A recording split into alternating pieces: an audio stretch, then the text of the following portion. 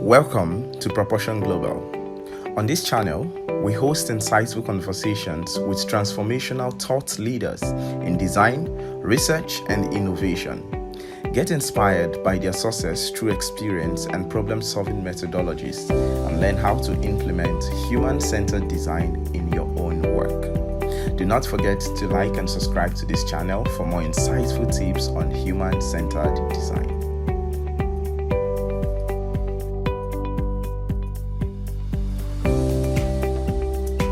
You're an expert HCD professional, and would like you to shortly introduce yourself.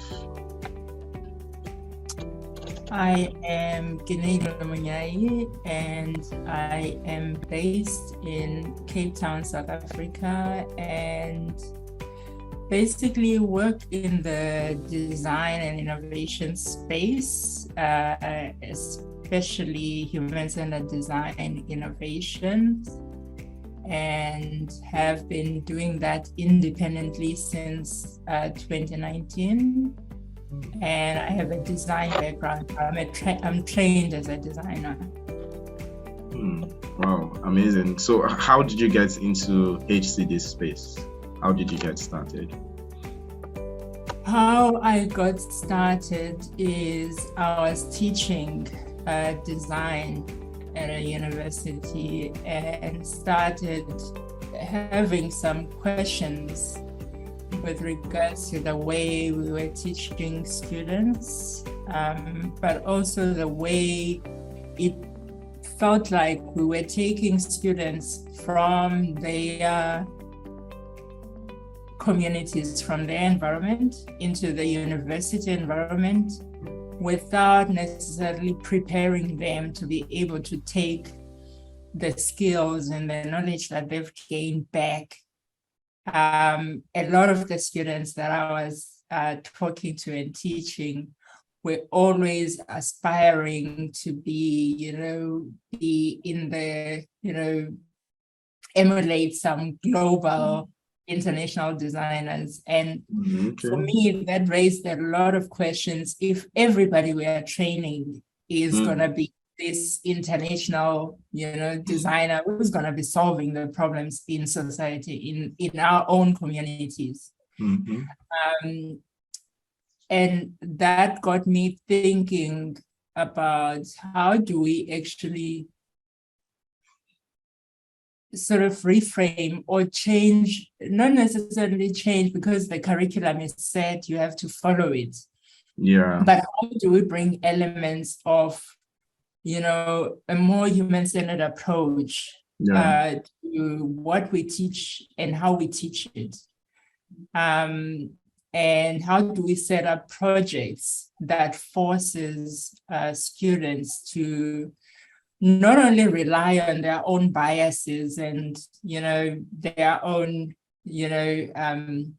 assumptions, but to actually go and engage with people in order for them to understand the problem that they seek to solve and understand the people that are impacted by the problem before even thinking about solutions. Because obviously the way we are trained at university, we are trained to think of solutions. And often we're thinking of solutions to problems that we didn't fully engage with. And often the problem is framed by the lecturer or whoever is giving you the brief. And so you don't necessarily, there's no real emphasis that you should actually take time to understand the problem and understand the people impacted by the problem. The first thing you think about is look for inspiration to come up with a solution to this problem. And so I think I wanted change, and I was questioning my own abilities to make a meaningful contribution with the skills that I have gained from my design training. And so, yeah. Oh, wow, amazing. That's beautiful to know. So I would like to know, what do you like most about HCD? In as much as you've mentioned innovation, but then what's your most preferred stuff about HCD? What I like about human-centered design is the democratization of design. I mean, being from Africa, design has always been exclusive. Even if you look at the costing of the design to do a design degree, it costs more than other disciplines. So it's always been this exclusive thing. I even remember when I made the decision to study design, my grandmother asking me the question, have you ever seen anyone who looked like yourself who has been successful pursuing design? Which was a valid question, because design has always been, like I said, exclusive, meaning if you didn't have a lot of money and resources behind you, then it won't be necessarily, a choice for a Black child.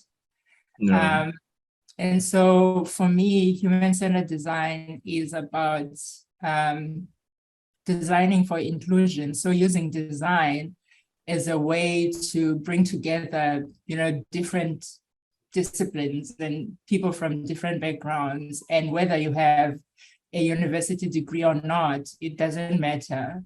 You can still acquire, you can still apply the tools, and you can still learn certain skills for you to be able to navigate your way in life and, and solve problems in your own context. So for me, it's about the democratization of the design discipline and making it more accessible and using it as a strategic tool to solve problems. Oh, wow. Amazing. Okay. You just highlighted something important that leads us to the next question, which when you mentioned about the cost of having a design degree. But then that's one challenge. Can you tell us more of the hurdles or more challenges that are currently available in your journey to becoming an HCD professional? What are the challenges or hurdles people have to cross? One of the biggest challenges is this expert mentality where, a lot of us have this idea that we're gonna, move up the corporate ladder. And so when you pair that with human-centered design, which is all about, flat collaboration and bringing together people, it doesn't matter what level they're at within the organization, it becomes a bit of a challenge for some people because it makes them feel like they're less important. Because basically I am taking you away from your, fancy office, and I'm saying, let's collaborate with a secretary, a security guard, other people which are considered to be at a lower level than the person sees themselves. So I think that is one of the biggest challenges, is that we have this approach where it's about seeing other people and hearing other people. And yet we live in a world where it's important to hold a senior position. And often the senior position means you don't interact or engage with certain people. And I think that continues being a problem for some people. So it requires a lot of, patience, requires a lot of empathy, understanding where people are coming from. And yeah. Okay. Amazing. So, talk to us about what are you most proud of in your work as a HCD professional? I would say I'm most proud of the ability to work in diverse projects that span diverse fields, and then using human-centered design as a common language for the diverse disciplines to come together and collaborate meaningfully. And yeah, I think that makes me proud, being able to operate in different spaces without necessarily, feeling like I have to be an expert in those areas. All I have to do is to bring my toolkit with me and a process that enables people to participate. So designing participation so that people are able to engage despite their different disciplines or other aspects of diversity. So I think that does make me proud. Oh, wow. Amazing. So, what are you now really passionate about? That HCD is broad, and you just mentioned you work in diverse projects. But of all these projects, what topics, what areas are you really most passionate about? I do not necessarily have a specific topic that I'm passionate about, but what I am definitely passionate about is contributing to change, Wow. contributing to the to growth of individuals, building creative confidence, designing participation.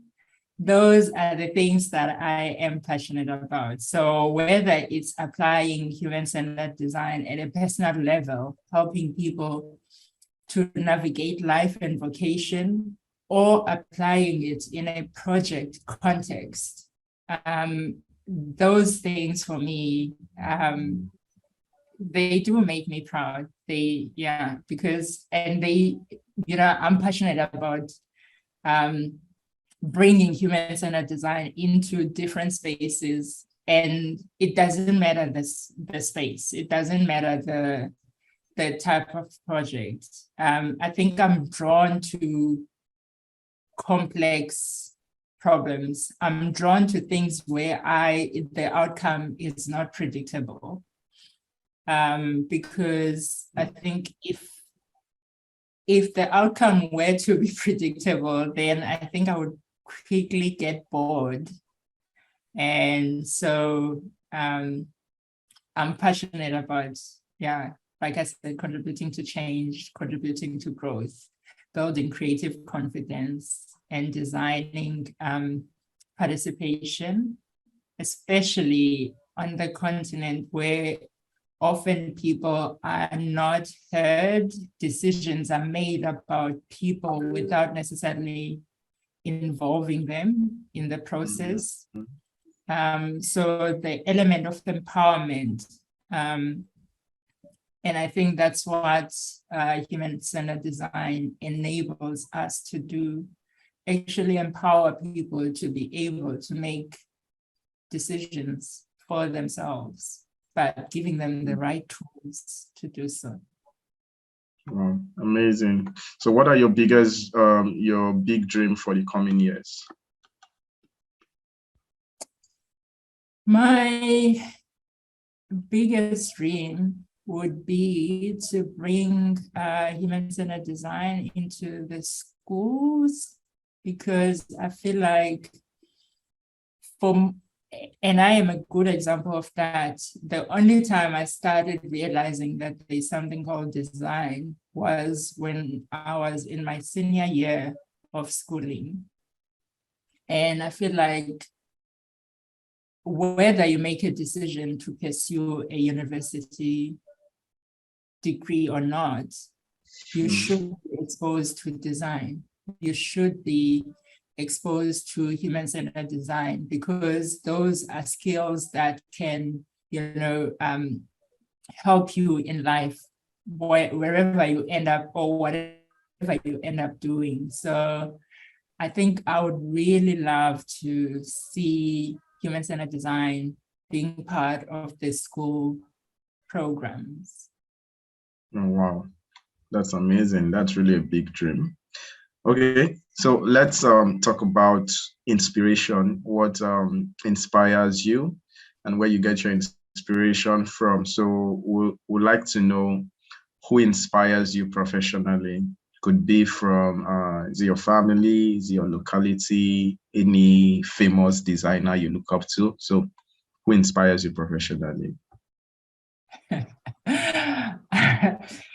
It's not a person. I'm inspired by the quest for change, inclusion, and creating meaningful participation and fairness. So I'm not inspired by a person per se, but I think that knowing that those are the things that are meaningful to me inspires me to keep going regardless of challenges. Wow, amazing. So which one influencer, now for you, inspiration doesn't come from a person, but then for people out there who want to get inspired, which online influencer would you recommend for other designers to follow?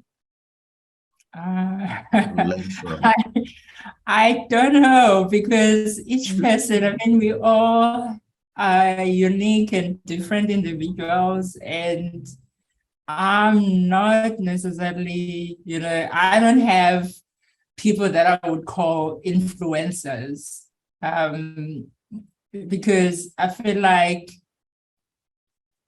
if you are in this space, you should be, inspiration could come from anywhere. And it can't just be, one person. Anything can inspire you, whether it's taking a walk, outside along the beach or going up the mountain. That, can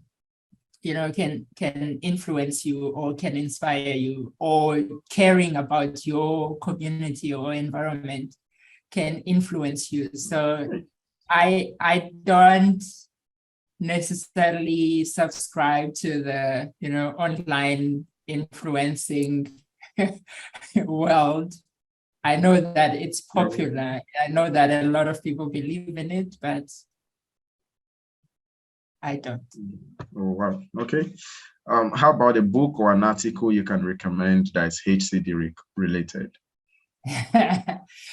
Again, the book that I would recommend, it's not HCD related, but I think for anyone who is in the creative realm would benefit from it. It's called Decisive. It's a book by Chip and Dan Heath. And basically it's about decision making, strategies for making decisions. And as we know, even when you are working, whether you're working on a project, you have to make decisions. Whether it's in life, you have to make decisions. And there are some tools that we are already using in human-centered design space that the examples that they share sort of bring these tools to life, I would say. Wow, okay. Amazing. Then finally on this segment, have you seen any inspiring TED Talk that is worth seeing that you can share? There is one by Chimamanda Ngozi Adichie, The Danger of a Single Story. I think that is definitely a powerful TED Talk. Whether you're looking at it from a design perspective or not, I think it matters. And I think everyone should watch it and really understand how the importance, and I think from a human-centered design perspective, it's about moving away from, the importance of not relying on our own biases and our own assumptions, but engaging with people so that we can understand and get different perspectives, because it's easy for us to create a narrative that is, full of bias. And we think that that narrative is actually, and it could, create problems in the long run. We've seen designs that are, full of assumptions, and the designers at the time, thought that they created the most amazing thing. But in the long run, you look at it and you think, if only they just spoke to the people, they would have seen that, XYZ is definitely not going to work in this context, or it doesn't make sense in this context. And I think it's all about, embracing diverse perspectives. So not just, because often people think when we talk about embracing diverse perspectives, it's just about having a diverse team and that team working in their fancy studio and developing a solution. But actually embracing diverse perspectives is about going out there and testing your assumptions with real people and learning as quickly as possible whether whatever it is that you're working on is going to work or not for the context that you're designing it in. So again, moving away from that expert mentality, we know what the problem is, we know what the solution is. That doesn't help anyone. Instead, it creates more problems, because you end up developing a solution that nobody is going to use, or that doesn't benefit anyone. True, absolutely true. Yeah, I agree with you on that. So right now we're going to look at a case study, right? One case study that you have been able to work on from start to finish. And I will just explain what you'll be talking to us about the project. So you just run it through rather than having for us to break. Who explaining the situation, who the client was, what the objective and challenge was, the task, then the actions you took, that's the process, which is more important, and then the outcome and key insights from that project. Okay. Yeah. So the project that I'm going to share was about improving financial inclusion for the informal traders in Tanzania. And this was based on the fact that a majority of, people make use of informal methods for their savings. And these could be people who are either, working in the transport space, or, informal hair salons, which are very popular in Africa, or farmers even. And we were working with financial institutions to get them to move away, because if you look at the I'm sure this is applicable in your context as well. If you go to your financial institution, often the services that are given are more, they have a certain bias. So if you go and open a bank account, they'll charge you a monthly service fee, because typically somebody who opens a bank account, they earn a monthly income or a monthly salary. But if you're looking at the informal traders, some of them don't necessarily, and money on a monthly basis. If you're looking at a farmer, for example, the income is seasonal. So why would, as a financial institution, why would you give them the same, kind of, they call them products. Why would you give them the same product as somebody who earns an income on a monthly basis? So the goal here, or the purpose of this project, was to use human-centered design to support these financial institutions to first collect data, so do research and understand who these people are and understand the context. And as you can imagine, financial institutions are very big on, data. And for them, data means quantitative data. And I think for me, I saw this project as an opportunity to marry quantitative and qualitative data, because often in the human-centered design space, we shy away from quantitative data because we know that quantitative data is not going to give you rich insights that you get from qualitative data.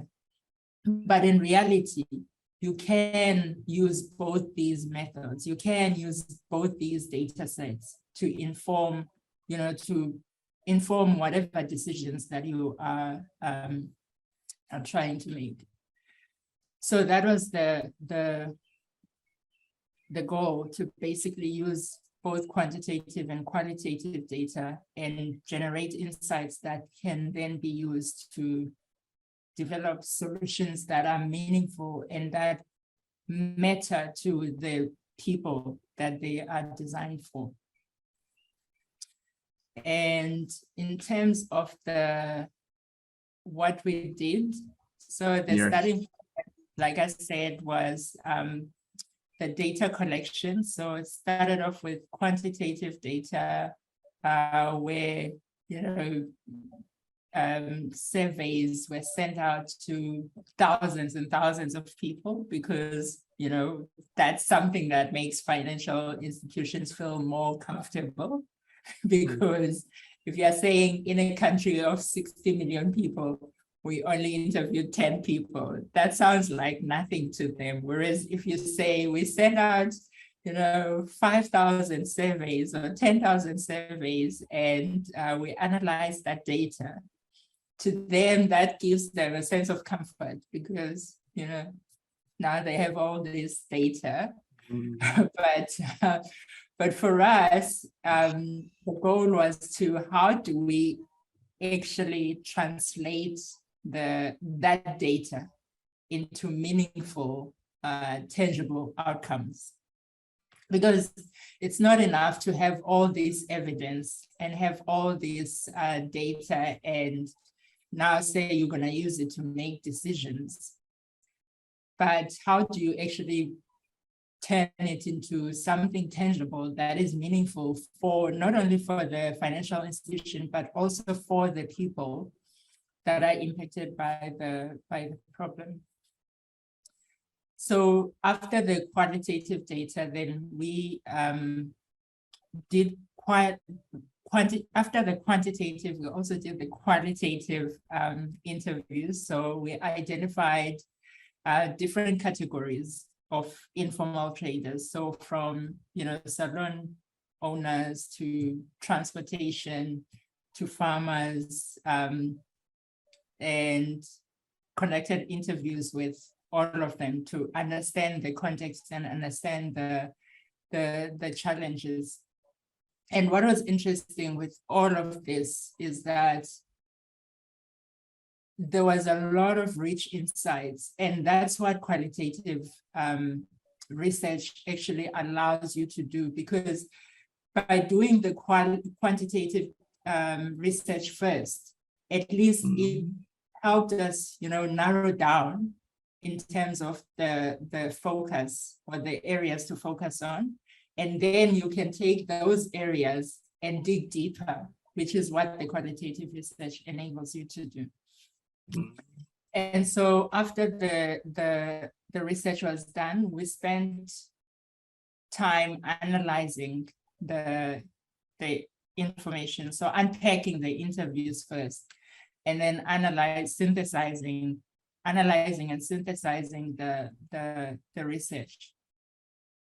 And this was basically an opportunity to really spend time and immerse ourselves into the information that we got, so that we can understand the real and pick out the real, interesting insights, which then would be a springboard for the actual innovation. So spending a lot of time understanding the problem and understanding what the real challenges are for the people that we were interviewing, so that when we move on to trying to co-create a solution, at least we have spent time and we understand what the data tells us. We understand what is contained in the data. And we did this in collaboration with the employees of the financial institution. And what was interesting there is that we had quite a diverse team from, like product developers within the financial institutions, but also the regulators. So the people that make sure that whatever is being developed meets the requirements in terms of regulations, which was quite interesting because often we don't think of bringing in the regulators, and only later we realize that, oh, actually, this is not going to work from a regulation perspective. So it was quite interesting to have people in the same room that can actually help us flag certain things and flag certain solutions as we're developing them as well. And then in terms of the outcome of this whole process was basically, it was basically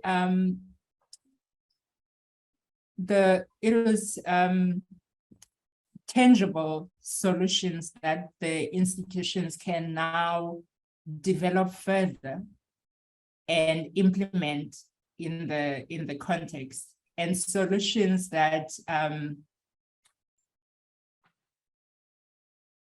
that were tested. So before we handed these solutions to the financial institutions, we did rounds of testing with the people that are impacted in order to understand that we are going in the right direction. So we didn't want a situation where the financial institutions end up spending, time, resources on something that is not going to work. So testing was critical as well in this whole process. And I think it was valuable, especially for the employees of the financial institutions as well, because they saw the value of doing that upfront, because they didn't have to spend any money, developing low fidelity prototypes and taking them out to the communities to get feedback quickly. They saw that as, a very valuable part of the process. And of course, the other key outcome to the process as well was the documentation of the innovation process itself, so that we can develop a toolkit which then the financial institutions can use going forward when they want to, solve other problems within their institutions. So one key thing for me, I think it was the empowerment of the financial institutions employees, for them to be able to use the process themselves. And then the second thing was the application of the process in a real world challenge of financial inclusion. And then, of course, the third thing was the documentation of the innovation process in real time, because often what we do in the human-centered design space is that we have a recipe, and that recipe consists of certain tools and techniques, and we want to apply those, the way we know how, and we think that if we follow this particular recipe is gonna result in a particular outcome. But in reality, and what I loved about this project was the fact that we could try different tools and try different things and document those things and see what is working, what is not working. And that was quite a meaningful way of co-creating a toolkit. I'm saying co-creating because if the bank employees were not there to actually test the tools with us, we would, I don't think I would confidently say we have a proper toolkit that is working. Whereas now I can say that because we tested the tools with them.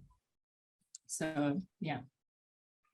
Wow, amazing. So talking about the toolkit aspects of the project, which specific HCD tool did you use in the project?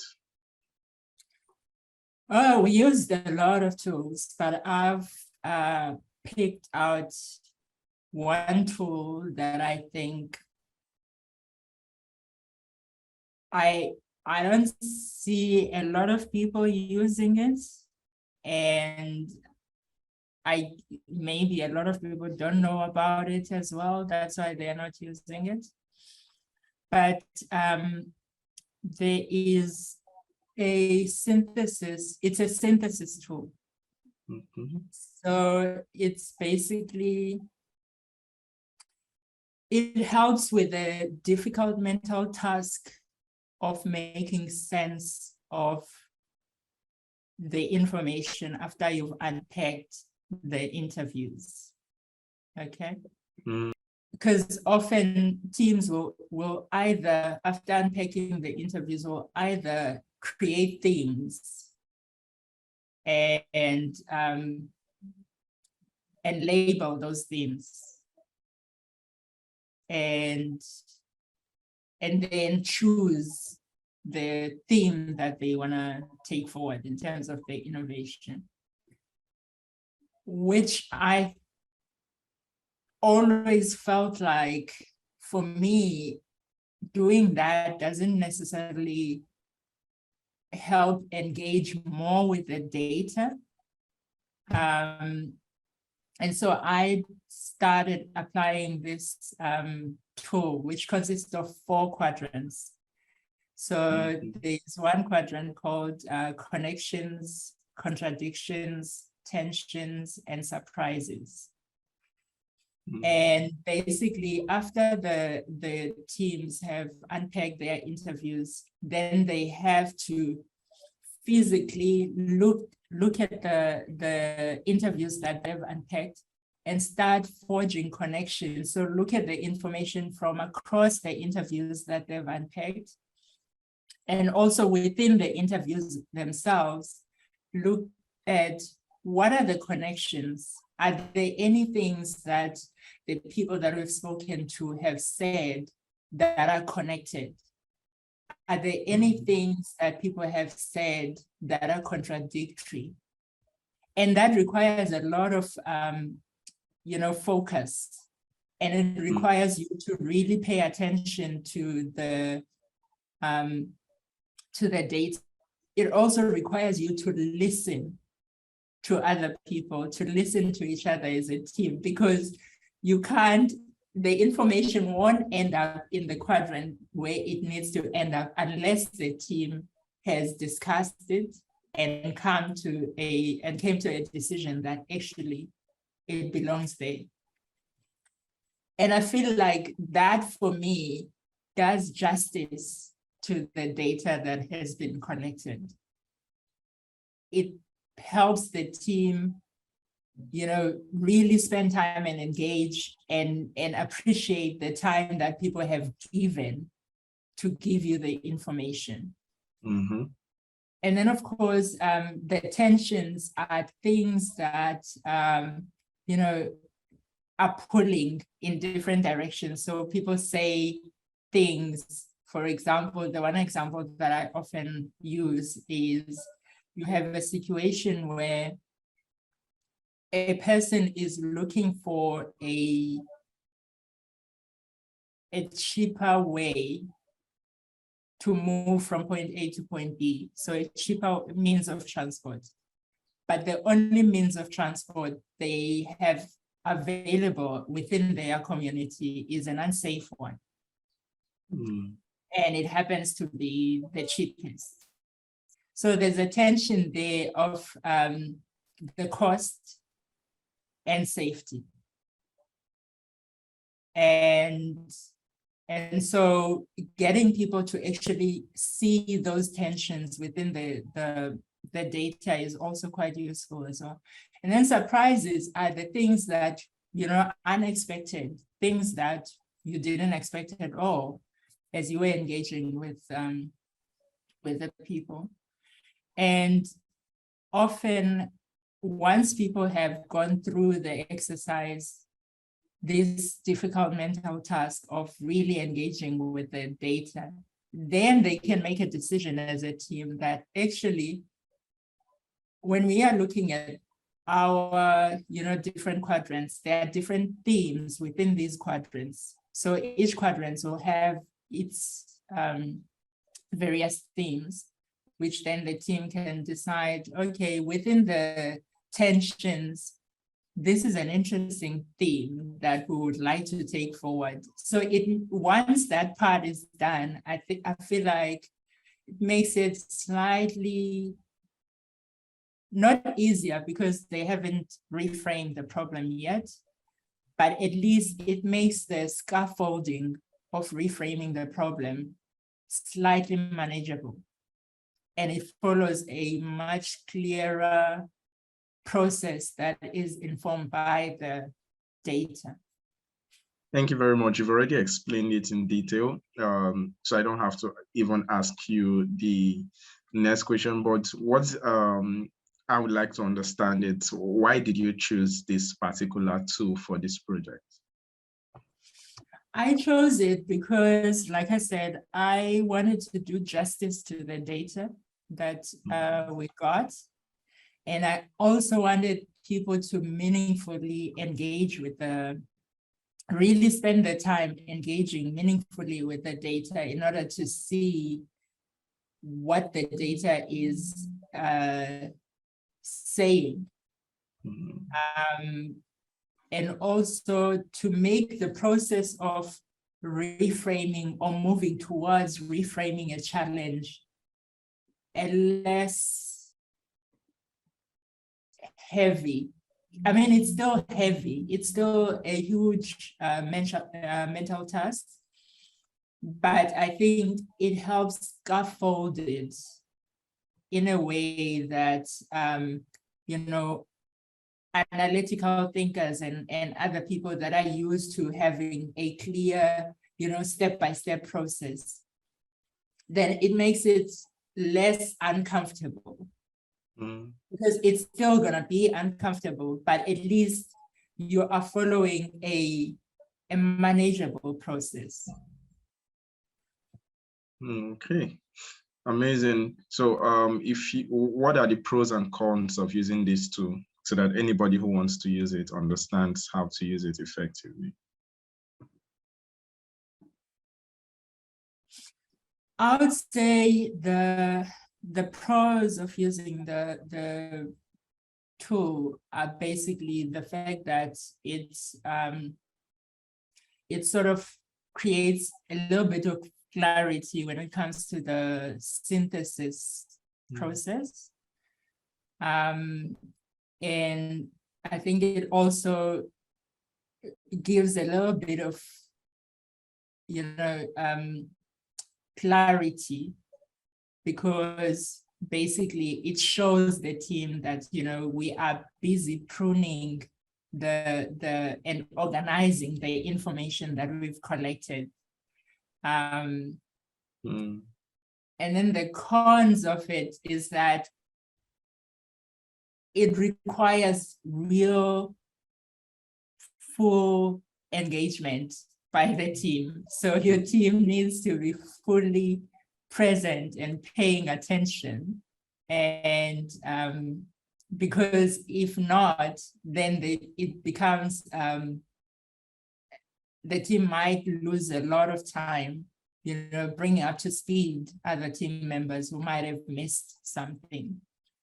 So, and I would say as well, the best time to actually do this kind of exercise is before lunchtime. Because if you do it after lunchtime, then people's brains are so, tired. And usually I make sure that I do this activity, either early morning or just before lunchtime, because then people can fully focus. Okay, amazing. This tool, how fast is it? So if I have time constraints, so that's for a project, is it advisable to use this tool, seeing that it requires a lot of team engagement? If I have a short span duration for a project, is it advisable to use this tool? I use it whether it's a 1 day fast forward, or it's a week-long project, or it's a couple of months project. I use it all the time. Yeah. Okay, amazing. Can you later send a slide of this tool that we can share with the community? Sure.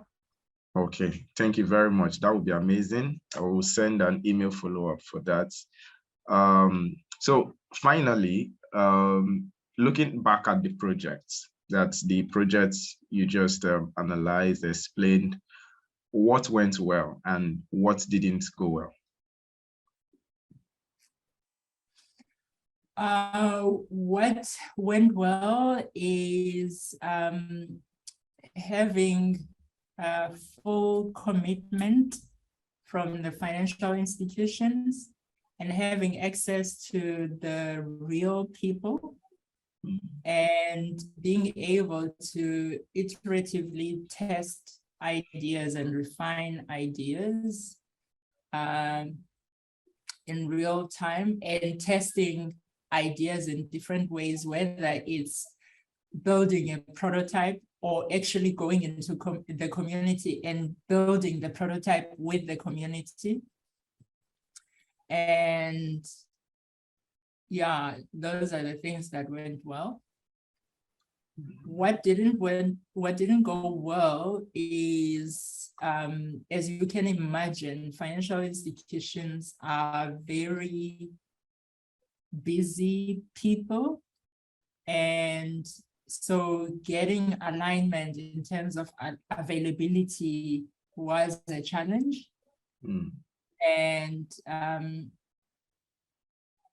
And I think we were fortunate that the people or the user groups that we needed were always available and always accessible. But from the institution perspective, it was a huge challenge just getting alignment in terms of dates. And the other thing I'd say is sometimes, even though institutions might want to innovate, but often the innovation is happening alongside other things. And so you find that in a team of 6 people, maybe one person has to go and attend to an emergency or something like that. So that happened quite a bit. And the other thing is, I would say, having to travel from South Africa every time we needed to do a session. I think now that we know that it is possible to do stuff remotely, I would probably go the remote route than constantly having to travel to another country. And I think that now there are ways to design meaningful engagement and participation, and even design it with, you know, with a view that some people don't have, you know, stable connectivity. There are ways to work around that as well. So I would definitely, maybe at the start of the project, it's great to be there with the team just to get to know each other, so that, you know, we establish rules of engagement and all of that. But afterwards, I think it is possible to, you know, do stuff remotely. And I also feel like being able to do stuff remotely means then you can do more. Oh, great. So what practical advice do you have for fellow designers? Sorry? What practical advice do you have for fellow designers? I would say go in with an open mind into any project. Don't have any preconceived ideas of what is going to happen. And I think it's also quite an interesting contradiction where, you know, here you are, you know, applying human-centered design to a project, and yet you go in with all these grand plans and everything planned to the T. But actually, we know that when you're dealing with human beings, things change all the time. And so I would say empower yourself with as many tools as possible, and also be aware that there are tools from other disciplines as well. So having an open mind that it's not only design tools, there is ethnography tools, there is engineering tools, there is business tools, there is all these wide array of disciplines that have tools that you as a creative person can then adapt and apply them in, you know, in the human-centered project. I don't believe that there is a one recipe that, you know, works everywhere for human-centered design. Otherwise, it wouldn't be called human-centered design. That's my view. I think every project, and that's what makes it exciting for me, the fact that I never go to any project with the same, you know, approach. Otherwise, it would be like being back in full-time employment where, you know, you do the same thing over and over and over again. And I don't think it should be that way. I don't think it should ever be that way, where we do the same thing over and over and over again. And I think design is continuously evolving. So is human-centered design. It's continuously evolving. And also it's important for designers to realize that human-centered design alone sometimes is not enough. That's why empowering yourself with as much knowledge and other skills as possible is important. And also, I would say the other key element is learn to speak to the listening of your audience, because if I talk to an NGO, I have to speak to the things that are meaningful to an NGO, to the things that matter to the NGO. When I speak to government, I have to speak to things that are meaningful to government. Otherwise, trying to throw human-centered design, everywhere the same way, and you expect, different results. It just doesn't make sense.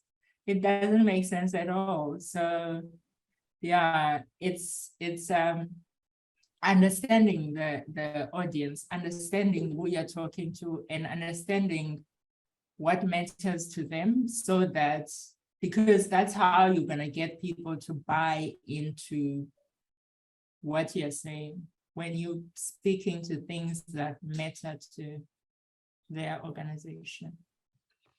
Wow, amazing. Like a whole lot of insights you've already shared. I've learned a lot. The two you shared, it's new to me. And I believe most of the designers in the community would definitely appreciate the insight and lessons drawn from the case study you shared. It's really, really beautiful. It's amazing. I see from your narration, it's obvious there was a lot of work, intense work and engagement put into that. And that is really, really important for other HCD designers to implement and practice. So thank you very much for your time. But before we go, I would like to know if you have any question for the community, any question you would like to ask. Or my question would be, how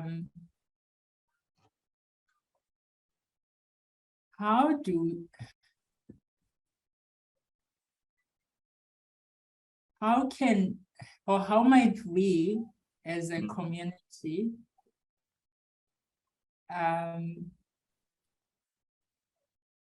get human-centered design,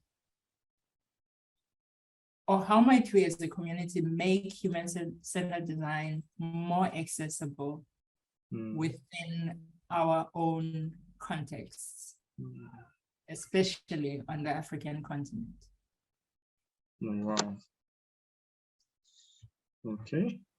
I think the second question is what matters to me the most. The most, okay. So we would share the second question then, right? Yeah. Okay.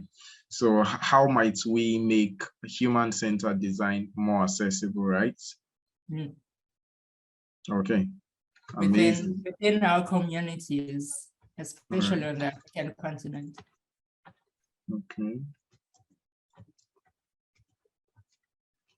All right. So thank you very much. Like I said earlier, I would share with the community, and we would expect engagement from the community to reply to that and share insights, because it's going to really bring a whole lot of interaction and comments. Probably we would engage with it in one of our sessions in the community as well. It was a pleasure having to speak with you, and I really appreciate the time you committed to having to do this interview. Thank you once again, and do have a great day ahead. Thank you. Yeah. Great chatting to you. Bye. Bye.